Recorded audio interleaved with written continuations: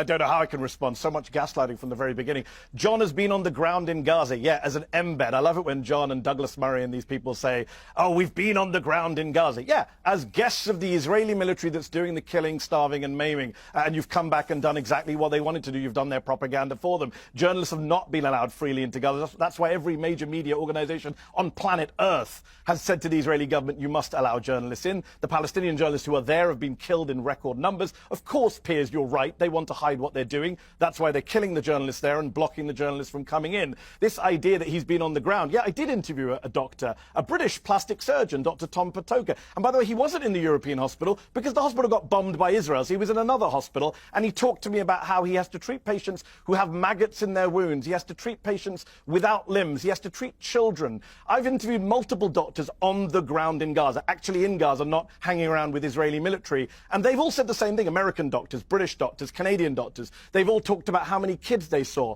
with sniper bullets to the head and chest. Israel does intentionally kill civilians. That's why Benjamin Netanyahu and Yoav Gallant were indicted at the International Criminal Court for precisely those charges, for killing, willful killing of Palestinians, for murder and persecution. That's why they've been indicted. That's why every human rights group in the world says war crimes are being committed. They've killed people holding white flags. We've seen it with our own eyes. They've bombed buildings without warning with families inside, like the Al-Dos family that I often cite in October 2023. They've dropped 2,000-pound bombs on refugee camps full of hundreds of people.